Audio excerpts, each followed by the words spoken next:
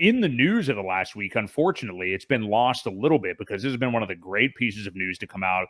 Shout out Crypto Coffee for making, as he always seems to do, whether it was the first or the best or whatever, instructional video on how to use the new Coast on-ramp to PulseChain. So we've been excited about this thing for quite some time. The easiest way to get into the ecosystem.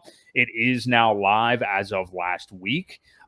They already have the ability for you to get your money via ACH transfer from your bank account in there. At the moment, I believe it's still taking a couple of days to get over, but as they get their, whatever it is, anti-fraud stuff. Yeah. Well, yeah, maybe that too, but I think it's also some other stuff on the back end. It'll be more like when you transfer into Coinbase and be somewhat instantaneous, right? Gotcha. Which isn't always, but yeah, and then they didn't have the credit cards or debit card stuff sorted out yet, but that should be coming soon as well, which I'm excited about. I know we have both looked at it a little bit, Ewok. I think you probably have even a little bit more than myself.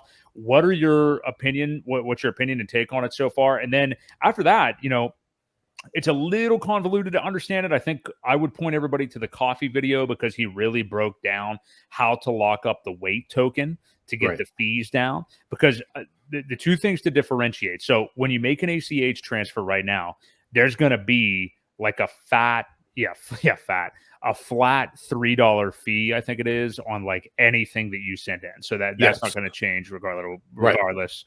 But then there is going to be a percentage fee whenever you actually mint your stable coin, which is the CST token. That's the stable coin from Coast. So anyway, I'll let you take it away. Yeah, no. So we had talked about this last week and we weren't sure.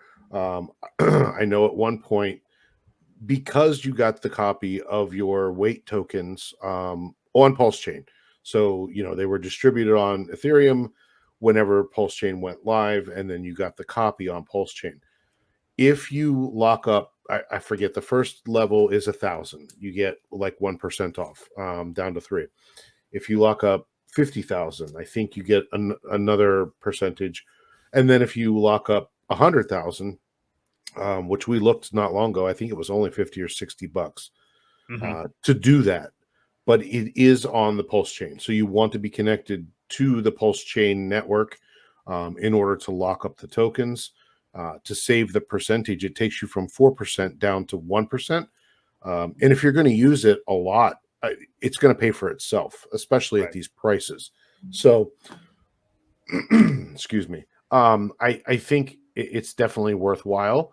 I have not sent anything over because it's giving me a hard time trying to enter my information. For some reason, it's grayed out. I can't get my, obviously it is KYC. You do have to do that.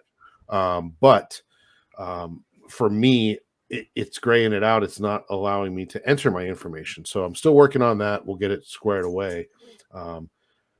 Also, liquidity is going to take a little while because the Coast token is probably going to be a direct pair with a lot of things.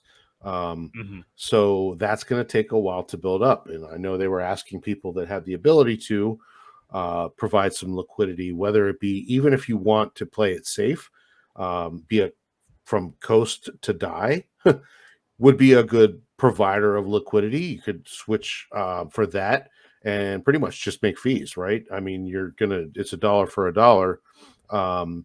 You end up making fees for people that are trading into that.